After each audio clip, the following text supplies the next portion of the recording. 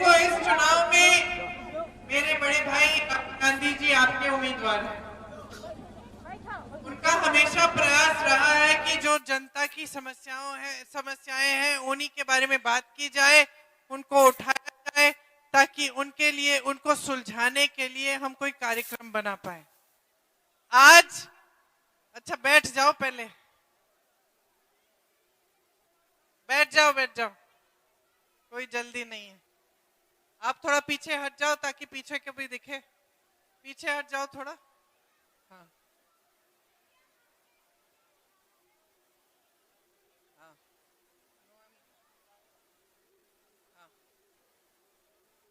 दिख रही हूं सबको? तो सबसे पहले तो आप ये समझो कि आपके क्षेत्र की जो राजनीतिक परंपरा है वो क्या है।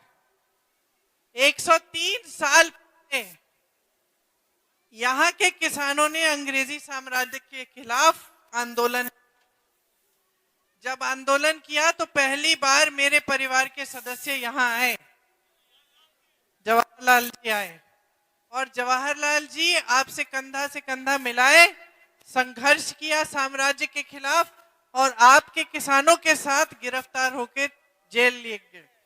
ठीक है, जेल गए। ये आपकी परंपरा है। आपकी परंपरा रही है कि आप हमेशा लोकतंत्र के लिए लड़े हो, आप हमेशा जागरूक रहे हो।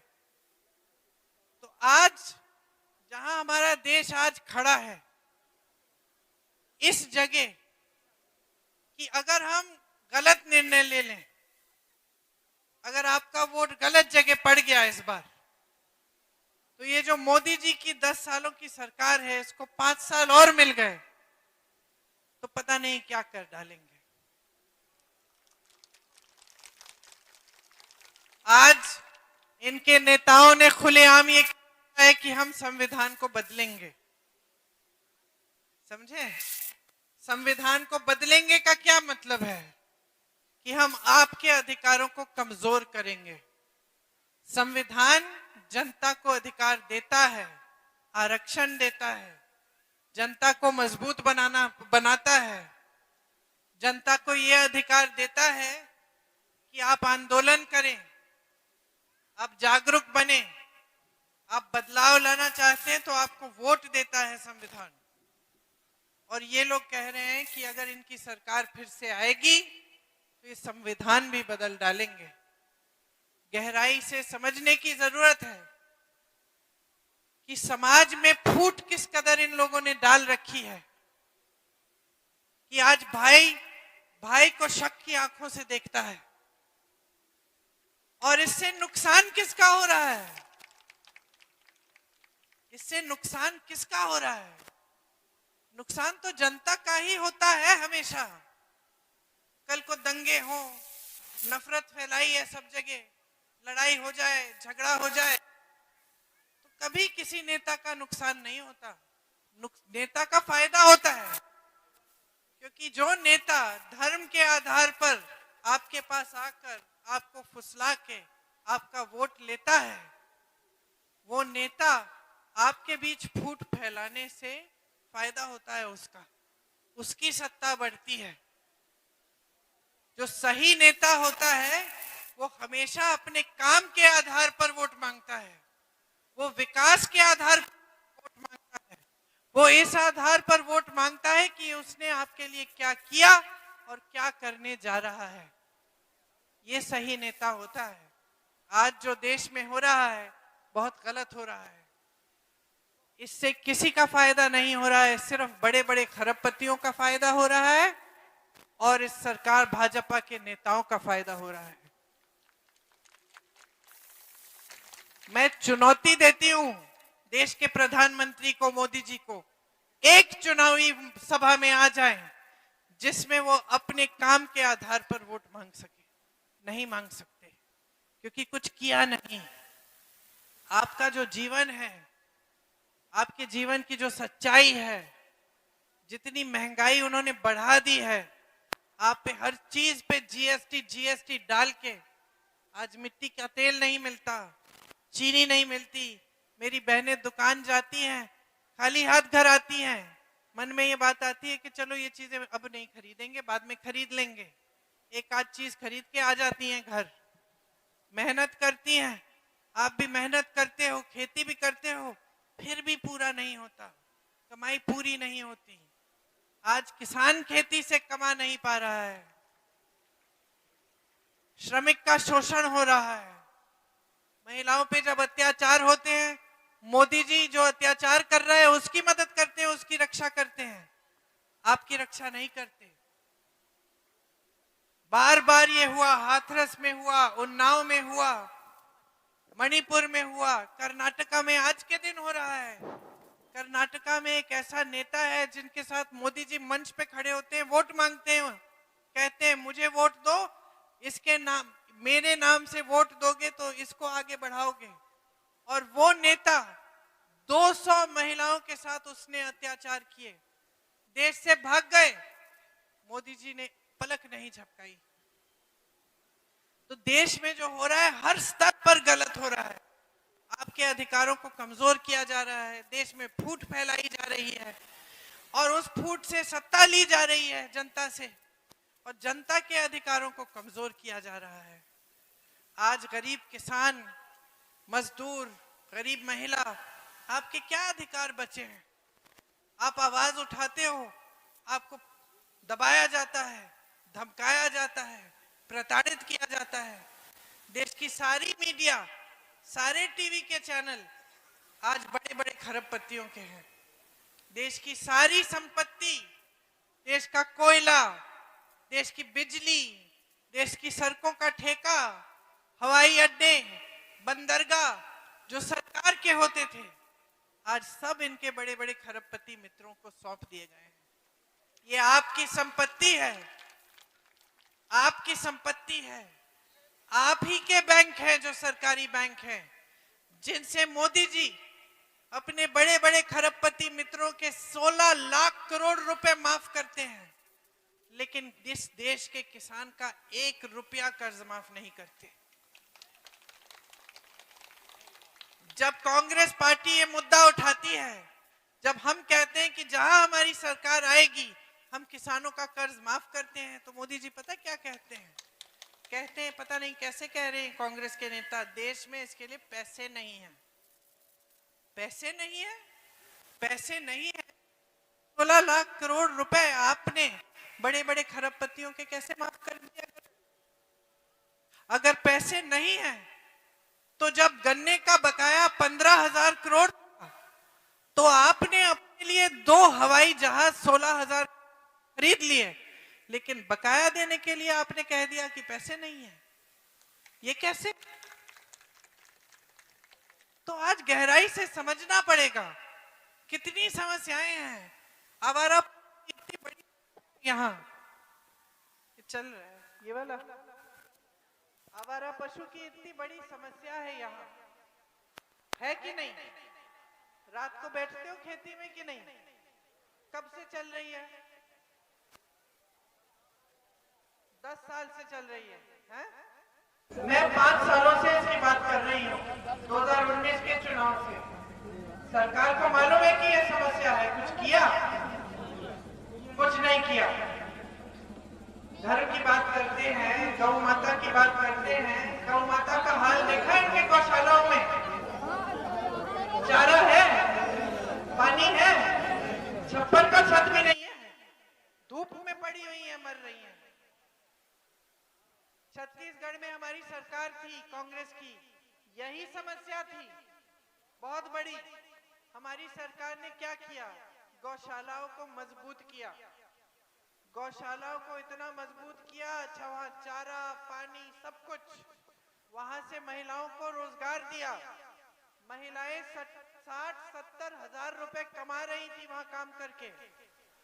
दूध में से जो जो बनता है, खोया, मिठाई और दूध भी गांव में भिजवाया। वहां से सरकार ने गोबर खरीदा ताकि लोग आवारा पशुओं का देखभाल करें, क्योंकि फिर उनकी आमदनी बन रही थी। समस्या ही खत्म हो गई, क्योंकि सरकार की नीयत ठीक थी। अगर सरकार की नीयत ठीक है, सही है, तो एक लोकतंत्र में सबसे पहले हक बनता है किसान का कि किसान का कर्ज माफ हो। तो सबसे पहले अगर सही नियत की सरकार होती तो आपके कर्ज माफ करती। बेरोजगारी आज 45 सालों में सबसे ज्यादा है, इतनी बढ़ गई है कि 70 करोड़ लोग बेरोजगार हैं देश में। यहाँ तमाम नौजवान खड़े हैं, बताओ किसको रोजगार दिया है मोदी योगी ने? किसको दिया है? नहीं मिला है।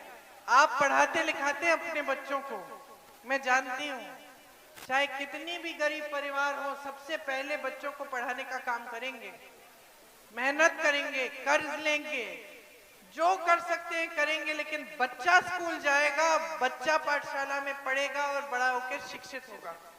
ये आपका मकसद होता है कि नहीं? और आज परिस्थितियां ये है कि चाहे कितना भी शिक्षित हो जाए, बीएससी पास हो, बीटेक पास हो, उसको नौकरी नहीं मिल रही है। आप कहेंगे कि शायद नौकरियां है ही नहीं। मैं आपको बताती हूं कि 30 लाख सरकारी पद खाली हैं केंद्र सरकार में, और हर प्रदेश में इतने लाखों लाखों पद खाली हैं, इन्होंने भरने का काम ही नहीं किया। जहां जहां हो सकता है ठेकेदारी शुरू करवाते हैं। ठेकेदारी में आपका शोषण होता है, आपको सही वेतन नहीं मिलता है, आपको स्थायी रोजगार नहीं मिलता है। जहां से रोजगार बनते थे सारे साधन खत्म कर दिए। सेना में भर्ती होने के लिए लोग परिश्रम करते थे, बच्चे दौड़ लगाते थे 3-4 बजे सुबह गांव में कि हम सेना में भर्ती होंगे, देश के लिए बलिदान देने के लिए तैयार होते थे। आज ये अग्निवीर स्कीम लाए, 4 साल बाद सेना में 4 साल नौकरी करो, बाद में आके घरों आके फिर से बेरोजगार बन जाओ। तो जितनी उम्मीदें थी, आशाएं थी, महत्वाकांक्षाएं थी नौजवानों की, ये नौजवान पीढ़ी जो देश को आगे बढ़ाती है, जो देश का भविष्य है, पूरा देश आपकी तरफ देखता है। आपको मजबूत करने का काम सरकार का दायित्व बनता है। सरकार ने आपको नकारा है, आपकी उम्मीदें तोड़ी हैं, आपके लिए कुछ नहीं किया है। कांग्रेस पार्टी ने जहां जहां प्रदेश की सरकार है वहां पे जो वादे किए वो पूरे करके दिखाया है। कर्नाटका में हमारी सरकार है, मेरी बहनें, जो गरीब परिवार की सबसे बड़ी महिला है उसके खाते में हमारी सरकार में 2000 रुपए आजकल जा रहे हैं। हमारी जहां जहां सरकार है, हिमाचल में, तेलंगाना में, कर्नाटका में, महिलाओं के लिए हमने कर्नाटका में कहा था बस यात्रा मुफ्त में होगी। आज मेरी बहनें कर्नाटका में तीर्थ यात्रा जाती है, एक पैसा नहीं देना पड़ता। अपने मायके जाती हैं, रिश्तेदारी में जाती हैं, बस से फ्री घूम के आती हैं, खुश हैं। किसानों का कर्ज माफ किया हमने छत्तीसगढ़ में, राजस्थान में हमने 25 लाख का स्वास्थ्य बीमा लागू किया। मैं ऐसे लोगों से मिली हूं राजस्थान में जब हमारी सरकार थी, जिनका हार्ट ऑपरेशन हुआ, उनको एक पैसा नहीं देना पड़ा। 25 लाख तक सारा इलाज, सारी स्वास्थ्य की सुविधाएं मुफ्त में मिली। ये हमारी नीतियां हैं। ये नीतियां इसलिए हैं क्योंकि सेवा की परंपरा, श्रद्धा, जनता के प्रति श्रद्धा की परंपरा हमारे पूर्वजों ने हमें सिखाई। हमारी कांग्रेस पार्टी की नींव है।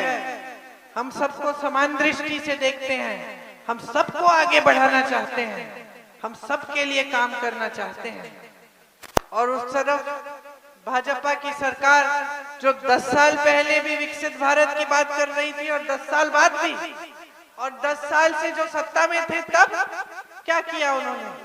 70 साल की रट लगाए रखे हैं। पूछते कांग्रेस ने क्या किया? हम कहते हैं कांग्रेस ने सारे विश्वविद्यालय बनाए, आईआईटी बनाया, आईआईएम बनाया, एम्स बनाया, इसरो बनाया, डीआरडीओ बनाया, आप नाम लीजिए, कांग्रेस ने बनाया। भाखरा नंगल डैम बनाया, जितने भी भाखरा नंगल की तरह डैम है सारे कांग्रेस ने बनाए। बड़ी बड़ी सड़कें बनाई। आपने क्या बनाया? आपने नफरत का बीज बोया और उसको आपने सींचा। देश की जनता की परेशानियों से, देश की जनता की परेशानियां, उनकी मुश्किलें आपने नकारी। आज भाजपा के नेता चुनाव में आते हैं, आपसे काम की बात नहीं कर पाते हैं, काम की बात नहीं कर पाते हैं क्योंकि काम किया ही नहीं। वो चाहते हैं कि हर चुनाव को हिंदू मुसलमान पे, धर्म पे लड़ा जाए, सिर्फ ये चाहते हैं। आपका ध्यान भटकाएंगे, आपका ध्यान भटकाएंगे, फिजूल की बातें करेंगे, आपको बताएंगे कि कांग्रेस पार्टी धर्म के विरोधी है, कि कांग्रेस पार्टी में देशद्रोही नेता हैं। इंदिरा जी जैसी महान हस्ती जो देश के लिए शहीद हुई, उनके बारे में कहते हैं कि वो देशद्रोही थी। राजीव गांधी शहीद हुए, उनके बारे में नरेंद्र मोदी जी कहते हैं कि राजीव गांधी देशद्रोही था। हमने 10 सालों से इनकी सरकार देखी है, हम सब ने देखा है कि कितने झूठ फैलाए हैं, कितने बड़े बड़े वादे किए, कितनी बड़ी बड़ी उम्मीदें दिखाई जनता को, एक पे खरा नहीं उतरे। और आज हमारा देश यहां पहुंच गया है कि अगर हम जागरूक नहीं बनेंगे, अगर हम समझेंगे नहीं कि देश की राजनीति गलत रास्ते पे चल रही है, अगर हम उसको दुरुस्त करने का काम नहीं करेंगे, अगर हम नेताओं को समझाएंगे नहीं कि हमें चुनाव हिंदू मुसलमान पे नहीं लड़ना है, हमें चुनाव अपनी बेरोजगारी पे लड़ना है, हमें चुनाव महंगाई पे लड़ना है, हमें चुनाव खेती पे लड़ना है कि खेती से हमारी कमाई क्यों नहीं हो रही है, हमें चुनाव इस बात पे लड़ना है कि हमें हमारी महिलाओं को आत्मनिर्भर क्यों नहीं बना रहे हो। जब तक जनता जागरूक नहीं होगी और नेताओं को और भाजपा जैसी पार्टियों को मजबूर नहीं करेगी कि आपकी बातों पे, आपके मसलों पे, आपकी समस्याओं पे चुनाव लड़े, तब तक बदलाव नहीं आएगा। अगर आप सपना देख रहे हो कि आपके जीवन में तरक्की आ रही है, तो आप वो सपना छोड़ दो, क्योंकि जब तक आप जिम्मेदार नहीं बनोगे, जब तक आप जागरूक नहीं बनोगे, जब तक आप नेताओं को सच्चाई नहीं दिखाओगे, तब तक कोई बदलाव नहीं आएगा आपके जीवन में।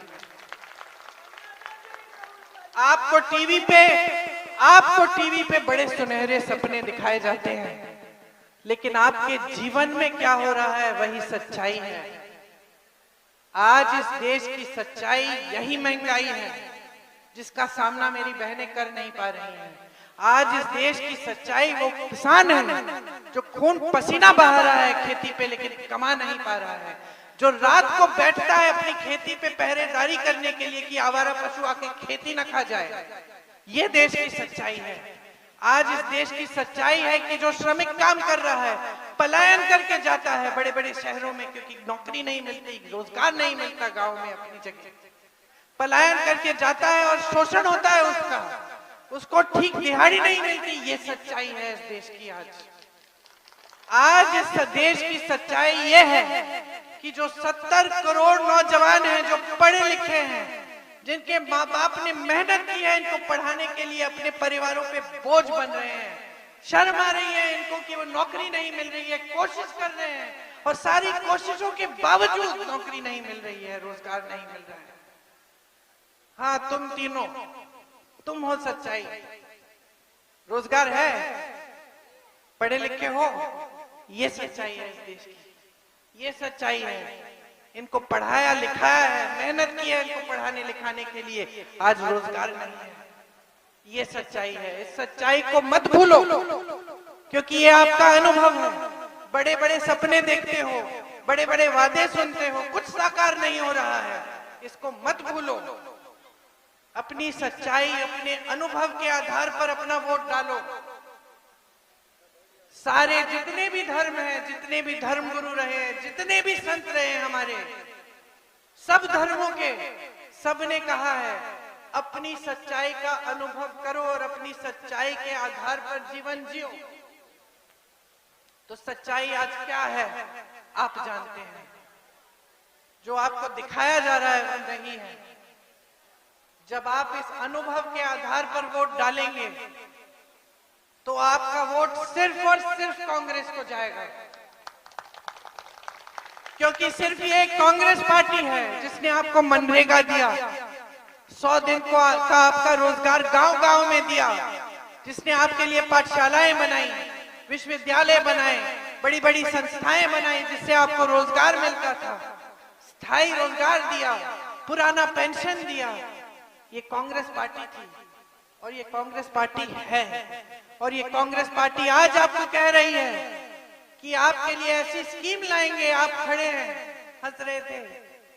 मैंने आपसे सवाल पूछा, आप अगर स्नातक पास हैं तो हम गारंटी दे रहे हैं हमारी सरकार आएगी तो आपके हुनर को बनाने के लिए हम आपको ऐसी नौकरी देंगे जिससे आपका हुनर भी बने और आपको 1 लाख रुपए सालाना मिले। आपको कम से कम 1 लाख रुपए सालाना मिलेगा जब तक आपकी स्थायी नौकरी नहीं मिलेगी। हम नौजवानों के लिए 5,000 करोड़ रुपए का फंड देना चाहते हैं। ये जो सारे पैसे जो माफ कर रहे हैं ये बड़े बड़े उद्योगपतियों के जो आपके हैं वो आपकी जेब में डालना चाहते हैं। हम चाहते हैं कि आप अगर अपना कारोबार शुरू करना चाहो, छोटा बिजनेस शुरू करना चाहो, आपके मन में ये बात है कि मैं कुछ बनाऊंगा, 2-4 लोगों को रखूंगा जो बनाए फिर उसको बेचूंगा, उसकी सुविधा के लिए हम एक फंड बनाएंगे। हम कह रहे हैं कि जो 30 लाख पद मोदी जी ने खाली छोड़े हैं उनको भरेंगे हम। किसानों के लिए हम कह रहे हैं कि आज आप हर चीज के लिए जीएसटी डाल रहे हो, खेती के हर सामान में हम जो जीएसटी है हम वो जीएसटी हटाएंगे। हम हर खेती के सामान को जीएसटी मुक्त करेंगे। हम कह रहे हैं कि किसानों के लिए आज न्यूनतम समर्थन मूल्य नहीं मिलता है आपको, हम कानून बनाएंगे, कानूनी तौर पर आपका अधिकार बनेगा कि आपको मिलना है।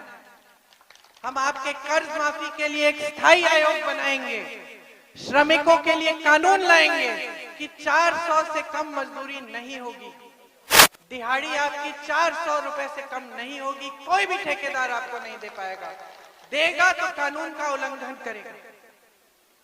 ये सब चीजें हैं जो हम आपके लिए करना चाहते हैं। हमारी नीति क्या है कि देश की संपत्ति आपके जेब में वापस जानी चाहिए, ये हमारी सबसे बड़ी नीति है। राहुल गांधी जी के बारे में आपने सुना होगा, इस बार आपके उम्मीदवार हैं। शुरुआत तो मैंने इसी से की थी कि वो मेरे भाई हैं, आपके उम्मीदवार हैं। इस देश में एक और ऐसा शख्स आप ढूंढ के निकाल दीजिए जो 4000 किलोमीटर पैदल चला है इस देश की एकता को बनाने के लिए, जो 4000 किलोमीटर चला है इस देश की जनता से उनकी समस्याओं को समझने के लिए, ये जानने के लिए कि आपकी मुश्किलें क्या है, कि कैसी नीतियां बनाएं हम आपकी मुश्किलों को कम करने के लिए। और फिर 4000 किलोमीटर और यात्रा की गाड़ी से, मणिपुर से मुंबई, पहली यात्रा पैदल की कन्याकुमारी से कश्मीर, फिर मणिपुर से मुंबई, यही समझने के लिए कि आपकी क्या ऐसी सुविधाएं हैं जो हम आपको दे सकते हैं अगर हमारी सरकार आए। सच्चे इंसान हैं, हमेशा सच्चाई बताते हैं। कभी कभी बहन भी चिढ़ जाती है कि भाई इतना सच बोलने की क्या जरूरत है, कभी कभी मुझे भी कुछ कह देते हैं, मुझे नहीं पसंद है ना, कड़वी होती है कभी बातें लेकिन वो पीछे नहीं हटते, हमेशा सच्चाई की बात। अन्याय देखते हैं तो बचपन से था, हम लोग बच्चे खूब सारे खेलते थे 10-20, किसी ने किसको टोक दिया गलती से या कुछ गलत कह दिया किसी बच्चे को, तो तब भी बचपन में भी अन्याय के खिलाफ लड़ते थे, आज भी अन्याय के खिलाफ लड़ते हैं। जहां जहां अन्याय देखते हैं वहां जाके लड़ते हैं, पीछे नहीं हटते, डरते नहीं हैं। मोदी जी ने खूब कोशिश की इनको दबाने की, संसद से निकाला, घर से निकाल दिया, प्रताड़ित किया, परिवार के सारे सदस्यों के बारे में गलत सलत बोला, केस डाल दिए। कोई केस बिहार में जाओ वहां लड़ो, फिर गुजरात में वहां लड़ो, फिर कहीं और लगाया वहां लड़ो। खूब प्रताड़ित किया, भाई पीछे नहीं हटे, मुस्कुराए, घर चले गया, सब कुछ चले गया। हमने सोचा, मैंने खुद सोचा, मैं एक जगह ही बैठने हूं उसके साथ, मैंने कहा बुरा नहीं लग रहा है? कहता बिल्कुल नहीं, ये क्या है, लेने दो इनको सब कुछ। डरता नहीं है, झुकता नहीं है, सच्चाई की लड़ाई लड़ता है, आपका साथ नहीं छोड़ेगा। बल्कि मुझे लगता है मोदी जी इनसे डरने लगे हैं, मोदी जी इनसे डरने लग गए हैं। आजकल मोदी जी जैसी बातें कर रहे हैं बहकी बहकी, इससे पता चल रहा है कि घबराहट हो रही है, कि पता चल रहा है कि ये वाला चुनाव हिंदू मुसलमान पे नहीं चलेगा। बहुत गुमराह कर दिया है जनता को। अब जनता कह रही है कि मेरा पेट भरो, जनता कह रही है अब मुझे रोजगार दो, जनता कह रही है अब महंगाई कम करो, जनता कह रही है अब मेरी समस्याओं को सुलझाओ, अब सच बताओ। और सच बोलने के काबिल ही नहीं है। जनता के सामने आते हैं हर रोज नया झूठ, हर रोज नया झूठ। अब तो जनता हंसने लग गई है। अब तो इन भैंसों की बातों में, जो ये कह रहे हैं कि कांग्रेस पार्टी आपसे भैंस चुरा देगी, कि एक्सरे वाली मशीन लाएगी आपके घर के अंदर जाके आपके मंगलसूत्र चुराएगी, अब तो जनता हंसने लग गई है। क्योंकि 55 सालों से कांग्रेस की सरकार रही इस देश में, किसी का कुछ चुराया नहीं, किसी के गहने नहीं चुराए, कोई एक्सरे लाके घर में नहीं घुसा, कोई भैंस चुरा के बीच रात में अपने घर नहीं गया। इसीलिए अब जनता सब कुछ समझ गई है।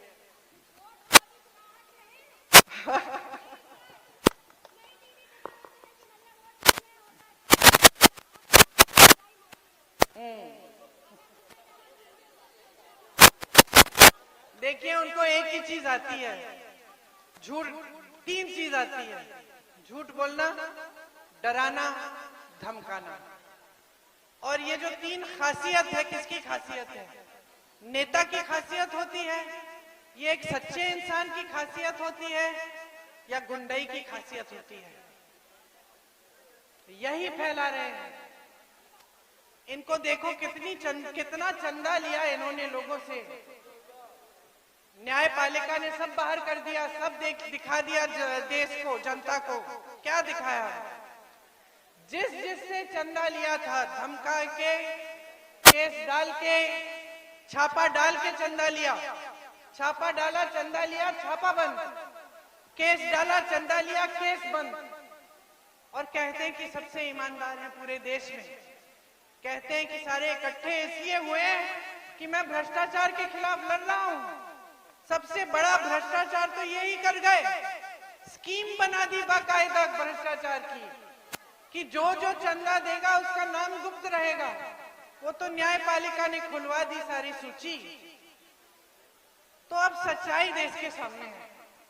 10 साल हो गए, देश समझ गया है। चुनाव का जो चरण होता है उससे खबर आती है कि बदलाव आने वाला है, कि इस बार मोदी जी के झूठ नहीं चलने वाले। इस बार जनता चुनाव लड़ेगी, अपने बल पे लड़ेगी। जनता चुनाव में सही निर्णय लेगी, और जनता यही निर्णय लेगी कि हमें मोदी जी की सरकार अब नहीं चाहिए। तो इसलिए अब यहां से आप सही संदेश भेजिए पूरे देश में। यहां से हमेशा लोकतंत्र की लड़ाई लड़ी गई है, सदियों से। सबको संदेश भेजिए कि यहां से शुरुआत होगी। इस देश में सही राजनीति वापस लाएंगे, इस देश में सच्चाई को वापस लाएंगे, इस देश में लोकतंत्र को फिर से मजबूत करेंगे। यही हमारा संदेश है पूरे देश के लिए। रायबरेली की जनता ये संदेश भेजेगी। मुझे पूरी आशा है, पूरी उम्मीद है कि आप भैया को जिताएंगे। ये देखिए, ध्यान से देखिए, क्योंकि इनका ये भी भरोसा नहीं कि क्या करते हैं मशीनों का। तीसरे नंबर पर भैया का बटन है, तीसरे नंबर पर है, इसे दबाइए। जो पर्चा निकलेगा, पर्चे भी पे भी हाथ का पंजा होना चाहिए। बटन दबाएं, पर्चे को देखिए, पर्चे पे है हाथ का निशान कि नहीं। जब आपको हाथ का निशान दिखेगा तब इसका मतलब है कि सही वोट पड़ा है और आप भैया को जिताएंगे। आप सबको बहुत बहुत धन्यवाद।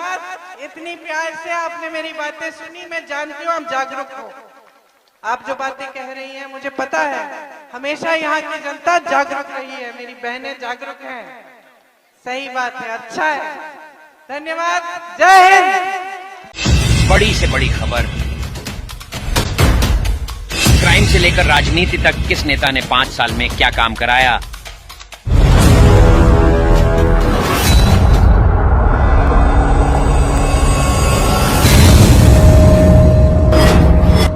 मिलेगी सबसे पहले हर खबर चेंजिंग फ्यूचर न्यूज पर, जो बदलेगा आपका